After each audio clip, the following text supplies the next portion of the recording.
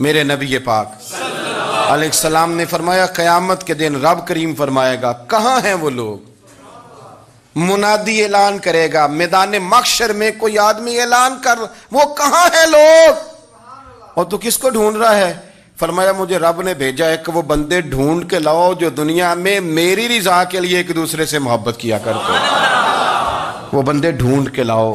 بندے ڈھونڈے جائیں گے۔ یا رسول اللہ رب ان کا کیا کرے گا؟ تو نبی کریم صلی اللہ علیہ وسلم فرمانے لگے رب فرمائے گا تم دنیا میں میری رضا کے لیے ایک دوسرے سے پیار کرتے تھے، آج میرے عرش کے سائے کے علاوہ سایہ کوئی نہیں، آج میں تمہیں اپنے عرش کے سائے میں جگہ عطا کروں گا۔ میری رضا کے لیے پیار کیا تم نے، میری رضا کے لیے محبت۔ خدا را تھوڑا تھوڑا لوگوں سے پیار شروع کریں۔ آپ یقین کریں وہ پولیس والے سے آپ کہیں نا کہ تو اپنا رویہ ٹھیک کر، تو کہتے تو انہیں پتہ نہیں بندے کس طرح دا ساڑھنا سلوک کرتے ہیں۔ وہ بھی مطمئن ہے، وہ کہتا ہے اگر میں گالی گلوچ کر رہا ہوں تو میں ٹھیک کر رہا ہوں۔ وہ کہتا ہے یہ لوگ لائے کیس ہیں۔ آپ دیکھ لیں، آپ سمجھ لیں چیزوں کو۔ میں نے ڈاکٹر صاحب سے کہا کہ تھوڑی سی آپ لوگوں سے شفقت کریں، غریب لوگ آتے ہیں تو کہتے ہیں مفت دوائی دیں تو یہ بیچ دیتے ہیں جا کے۔ ہر شخص نے ایک دوسرے کے خلاف کہانی بنا لی، نفرت کے لیے کوئی نہ کوئی پلان کر لیا، ہمیں باتیں مل گئیں، ہم نے داستان سرائی کر لی، ہم نے اپنے ذہن کو اکٹھا کر لیا۔ مجھے بتلاؤ نا یار، اگر رسول کریم صلی اللہ علیہ وسلم اور باقی انبیاء بھی قوموں کے بارے میں یہ سوچتے کہ یہ بڑے ظالم ہیں، یہ بڑے چور ہیں، یہ بڑے ڈکیت ہیں، یہ بڑے غاصب ہیں، یہ کافر ہیں، منافق ہیں، تو بھلا ہو سکتا تھا؟ لوگوں کا فائدہ ہو سکتا تھا؟ وہ لوگ بڑے بڑے سخت گیر تھے، پر محبوب نے فرمایا وہ جو کریں گے وہ ان کا انداز، اور ہم جو کریں گے وہ ہمارے رب نے ہمارے ذمے لگا کے بھیجا ہے۔ اپنی زندگی میں تلاش کریں اور پیار کریں اور اچھے لفظوں سے لوگوں کو یاد کریں اور خوبصورت لہجہ اختیار کریں اور ٹھنڈی اور اچھی باتیں کرنے کی کوشش کریں اللہ کی رضا کے لیے، اللہ کی رضا کے لیے، اللہ کے بندوں سے پیار۔ یارو دیکھو، عورت ہو طوائف، زندگی ساری بیت جائے گناہوں میں، لیکن میرے نبی پاک فرماتے ہیں وہ رب کی رضا کے لیے کتے سے بھی پیار کر لے تو رب اسے جنت عطا کر دیتا ہے۔ تو کتے کو پانی پلا گئی، پر پلا گئی نا اللہ کی رضا کے لیے، اسے کوئی فائدہ تو نہیں تھا نا، وہ اللہ کی رضا کے لیے پلا گئی، تو رب کریم نے اس کے سارے گناہوں کو۔ کسی سے پیار تو کریں، خدا را کسی سے پیار تو کریں۔ اس سال میرے گاؤں کے میلے کی بھیڑ میں جو گم ہوا وہ ایک بھکارن کا لال تھا۔ اس غریب کو تلاش تھی متاع خلوص کی، اور مخلوق چپ رہی کہ یہ مشکل سوال تھا۔ یار کوئی شخص ایسا بچا ہی نہیں جس سے لوگ امید کریں، توقع کریں کہ مجھے یہ اپنا کندھا دے گا میں سر رکھ کے رو لوں گا۔ کوئی ایک ایسا شخص ملا ہی نہیں جس کے بارے میں لوگ کہیں کہ بڑا مخلص ہے یار۔ اتنی بڑی میرے محبوب کی امت، ہر حکومت غلط، ہر شخص غلط، ہر بندہ برا، ہر جماعت بری، اللہ کی رضا کے لیے کچھ لوگوں کے لیے فروغ محبت کا بھی فریضہ سر انجام دیں۔ کیسے لوگوں کو یہ بات سمجھائی جائے؟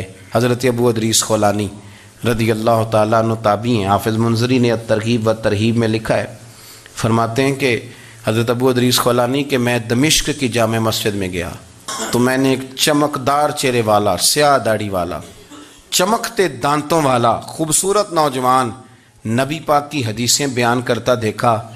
اس کے چاروں جانب حضور کے غلام بیٹھے تھے۔ میں نے ایک شخص سے کہا یار بڑا حسین چہرہ ہے، بڑا ہی خوبصورت انداز ہے، کون ہے بندہ؟ انہوں نے کہا آپ نہیں جانتے، یہ صحابی رسول حضرت معاذ ابن جبل ہے رضی اللہ تعالی عنہ۔ حضرت معاذ ابن جبل کا انتقال بھی کوئی 40 سال کی عمر سے پہلے ہو گیا تھا، لیکن ان پر حضور کا اعتماد اتنا تھا کہ حضور نے اپنی حیات ظاہرہ میں گورنر بنایا انہیں صوبے۔ چمکدار دانت، حدیثیں بیان کر رہے ہیں۔ حضرت ابو ادریس خولانی رضی اللہ تعالیٰ عنہ کہتے ہیں رش بڑا تھا، میرے دل میں خواہش ہوئی کہ آج تو لوگ زیادہ ہیں، کل آؤں گا ملاقات کروں گا۔ کہتے ہیں اگلے دن میں اپنی طرف سے سب سے پہلے گیا، پر حضرت معاذ ابن جبل تو مجھ سے پہلے مسجد میں موجود تھے اور وہ نفل پڑھ رہے تھے، اللہ اللہ کر رہے تھے۔ تو میں نے ان کے ساتھ سلام لی، فرمانے لگے کیسے آئے ہو؟ تو میں نے کہا حضور کل آپ کو دیکھا ہے، آپ کی باتیں سنی ہیں، تو گویا آپ کا تو چہرہ ساری رات میری آنکھوں کے سامنے رہا، تو میں تو سویرے زیارت کی غرض سے حاضر ہوا ہوں۔ اللہ کی رضا کے لیے مجھے آپ اچھے لگیں، اللہ کی رضا کے لیے. کوئی بندہ ایسا بھی تو ہو نا، کوئی غریب، کوئی مسکین، کوئی عالم، کوئی صوفی، کوئی درویش، کوئی ذاتی تعلق نہ ہو، تعلق کیا ہو؟ اللہ کے لیے. آپ مجھے اچھے لگیں. حضرت سیدنا معاذ ابن جبل فرمانے لگے واقعی ایسا ہی ہے؟ حضرت کی حضور بالکل ایسا ہی ہے. تو فرماتے میں نے چادر لی ہوئی تھی، حضرت معاذ ابن جبل نے میری چادر کو پکڑ کے کھینچا، فرمایا پکی بات کر یار. میں نے کہا حضور پکی کر رہا ہوں. تو فرمانے لگے سن، پھر میں نے نبی کریم سے سنا ہے. رسول کریم علیہ السلام نے فرمایا جو دو بندے رب کی رضا کے لیے پیار کرتے آپس میں، اللہ ان دونوں سے محبت فرماتا ہے. سن پھر اس کو یاد رکھنا، اللہ ان دونوں سے محبت کرتا ہے. حضرت ابو ادریس خولانی سے کوئی پوچھتا تھا نا کہ دنیا میں جانا ہے تو سرمایہ کیا ہے، تو فرماتے تھے یہ جو میں نے چادر لی ہوئی ہے نا، اس چادر کے اندر میرا وجود ہے، اور وجود کے اندر میرا دل ہے، اور دل کے اندر میں نے حضرت معاذ ابن جبل کو رکھا ہوا ہے. میں نے وہاں ان کا ٹھکانہ بنایا ہوا ہے، وہاں ان کا ٹھکانہ ہے. یہ دور ہی نکتہ چی ہے، کہیں چھپ کے بیٹھ جا، اور جس دل میں تو مکی ہے وہیں چھپ کے بیٹھ جا. اقبال کہتے ہیں جس دل میں تو مکی ہے وہیں چھپ کے بیٹھ جا. دوستو، رسول اللہ صلی اللہ علیہ وسلم کے غلاموں نے مالک کی رضا کے لیے لوگوں سے پیار، فروغ محبت میں کردار ادا کیا. اور بہترین کردار، آپ اپنی زندگی میں کچھ چیزیں ایسی بنائیں جن میں فقط اللہ کی رضا کے لیے محبت، خالق کی رضا کے لیے پیار، خالق کی رضا. آپ یقین کریں اگر تھوڑا تھوڑا کر کے ہم اس محبت کو فروغ دیں نا اپنے دلوں میں، تو بہت سارے بادل چھٹیں گے. ہم نے نا وہ تیزی سے دولت کو، لالچ کو، میں اکثر کہتا ہوں کہ میاں بیوی کا جو رشتہ ہوتا ہے نا، اس کو اللہ پاک نے نا قرآن پاک میں اپنی نشانیوں میں سے ایک نشانی قرار دیا ہے. ان دونوں کی وجہ سے گھر چلنا ہے، بچوں کی پرورش ہونی ہے، نظام زندگی. آپ گھر سکون کے لیے جاتے ہیں، اطمینان کے لیے. آپ اپنے گھر کے اندر جیسے بھی ہوں، آپ کہتے ہیں یہاں مجھے کوئی پریشانی، یہ میرا اپنا بیڈ ہے، اپنا بستر ہے. لیکن اگر اسی رشتے میں جب آپ بیج بوئیں تو سب سے پہلے دولت کا بوئیں. اگر لڑکے والے یہ لالچ کرتے ہیں نا لڑکی کیا لے کے آئے گی، تو لڑکی والوں کا بھی لالچ ہوتا ہے کہ لڑکا کماتا کیا ہے. ان کو بھی پتا ہوتا ہے کہ کتنے پیسے لاتا ہے، کیا کمائی ہے، کتنا کچھ جھاڑو پھیر لیتا ہے. آپ نے جب بنیاد یہ رکھی، مجھے دیانتداری سے بتانا کہ پورا نیک ہو، پورا شریف ہو، پورا پرہیزگار ہو، لیکن دولت صحیح نہ کماتا ہو تو رشتہ آسانی سے ہو جاتا ہے. وہ بس سارا کچھ ٹھیک ہے، صرف کمائی تھوڑی سی کم ہے، وہ مشکل سے گزارا ہوگا. وہ کہتے ہیں نہیں جی نہیں، بھوکے تو نہیں نہ مرنا. کیوں؟ ہم نے اس کے اندر جب دولت کو شامل کر لیا، آ گئی دولت، تب جس رشتے کی بنیادی دولت پہ ہوگی وہاں آپ وفا تلاش کریں گے، وہاں آپ خلوص تلاش کریں گے، وہاں ہم للہیت تلاش کریں گے. اللہ کرے ہو جائے. لیکن وہ ہمارے مائنڈ سیٹ میں یہ بات ہوتی ہے کہ یہ جو معاملہ ہے یہ گڑبڑ ہے. اگر رضا الہی مقصود ہو، اگر اللہ کی رضا مقصود ہو. حضرت فاطمہ بنت قیس ایک صحابیہ تھیں، انہیں طلاق ہو گئی. ان کے لیے دو رشتے آئے، ایک حضرت عبد الرحمن ابن عوف کا مالدار ترین آدمی تھے، اور ایک حضور کے غلام تھے، وہ بڑے غریب تھے، مسکین تھے. ان کے والدین کی خواہش تھی کہ عبد الرحمن ابن عوف سے شادی ہو جائے، وہ بھی تو بڑے نیک ہیں، پارسا ہیں، عشرہ مبشرہ ہیں. حضرت فاطمہ بنت قیس نے کسی بندے کی ڈیوٹی لگائی، کہنے لگی پتہ کرو نبی پاک کی رضا کیا ہے، حضور کی رضا کدھر ہے. تو پتہ چلا حضور کی خواہش غریب کی طرف ہے. تو وہ خاتون اپنے ماں باپ کو کہنے لگی میرا نا اس غریب سے رشتہ کرا دو. انہوں نے کہا پتر، بیٹیوں کے بارے میں ماں باپ بڑے احساس ہوتے ہیں، ہم چاہتے ہیں کہ عبد الرحمن ابن عوف مالدار ہے تو وہ بھی تو نیک ہے نا، حضور نے دنیا میں جنت کی بشارت دی اور ان کا بڑا اعزاز ہے، حضور نے ان کے پیچھے نماز پڑھی، بڑا مرتبہ بڑا مقام والا صحابی ہے، وہ تو غریب آدمی ہے. اور پھر حضور نے حکم تو نہیں نہ دیا، خواہش کا اظہار کیا ہے. اس بی بی کے جملے بڑے شاندار ہیں. کہنے لگی آپ مجھے اللہ کی رضا کے لیے نا میرے نبی کے حوالے کر دیں، مجھے امید ہے اللہ رسول مجھے کبھی ضائع نہیں فرمائیں گے، مجھے حوالے کریں رسول کائنات. چھوڑیں کو ضروری ہے دنیا داری ہر طرف دیکھنا، کہیں کوئی کام ایسا بھی تو ہو نا جو محبت کے زور پہ ہو، جو محبت کے لیے ہو. کوئی ہمارے پاس بڑے سارے لوگ آتے ہیں اور ہم اس قابل بھی نہیں جتنے لوگ آ جاتے ہیں. میں صحیح کہہ رہا ہوں، بالکل کوئی حیثیت نہیں، 1% بھی. جب پلٹ کے دیکھتے ہیں تو شرم آتی ہے کہ یار اتنی دور سے بندہ چل کے آ گیا، اس کو کیسے سمجھائیں، کس طرح کر کے۔ تو ایک آدھ دن پہلے ایک بزرگ آ گئے اور وہ اچھے صاف ستھرا ان کا مزاج تھا، بڑے شاندار، تو میں زیارت کے لیے ہوں۔ تو میں نے کہا زیارت شیارت والا تو کھاتا کوئی نہیں، چلو آپ آ گئے ہیں تو کوئی حکم کریں۔ تو کہنے لگے کوئی حکم نہیں، میں اللہ کی رضا کے لیے آیا ہوں۔ یہ کوئی تقریر نہیں تھی، کوئی خطبہ نہیں تھا، نہ ان کے سامنے سپیکر تھا، نہ وہ شور کر رہے تھے، نہ وہ نعرے لگوا رہے تھے، نہ وہ ہاتھوں پہ ہاتھ مار رہے تھے۔ اور اس بندے نے کہا اللہ کی رضا کے لیے آیا ہوں، تو وہ بھی رو پڑے تو میں بھی رو پڑا، ختم ہو گئی بات۔ اب بات کو سمجھیں، یہ اتنا تگڑا رشتہ ہے نا یار۔ کسی رشتے کے بیچ برادری ہوتی ہے، کسی رشتے کے بیچ خاندان ہوتا ہے، کسی رشتے کے بیچ قبیلہ ہوتا ہے، کسی رشتے کے بیچ رنگ نسل ہوتی۔ وہ کتنا تگڑا رشتہ ہے کہ دو بندوں کا رشتہ ہو، ایک بیچ میں خدا ہو، دوسرے محمد مصطفیٰ ہو۔ آپ کتنا اسے مضبوط رشتہ سمجھیں گے جس کے بیچ اللہ رسول ہو۔ اتنا تگڑا رشتہ، اتنا مضبوط تعلق، اتنی وسعت اس کے اندر، اللہ کی رضا کے لیے۔ حضرت موسیٰ کلیم اللہ علی نبینا علیہ الصلوۃ والسلام سے رب کریم نے فرمایا، کہا اے موسیٰ میری رضا کے لیے بھی کوئی کام کیا ہے؟ حضرت موسیٰ علیہ السلام نے عرض کی یا اللہ میں نے تبلیغ کی، تو فرمایا وہ تو آپ کی ذمہ داری تھی۔ امام غزالی نے روایت لکھی ہے، اے اللہ میں نے آپ کے تمام احکامات پہ عمل کیا، موسیٰ وہ تو آپ نے کمال کیا، اللہ کے پیغمبر ہیں، تو میری رضا کے لیے تو یا اللہ تیری رضا کے لیے کیا ہے؟ تو رب کریم نے فرمایا کسی بندے سے صرف اس لیے پیار کیا ہے کہ وہ اللہ کا بندہ ہے، فقط اس لیے پیار کیا ہو کہ وہ اللہ کا بندہ ہے، فقط اس لیے۔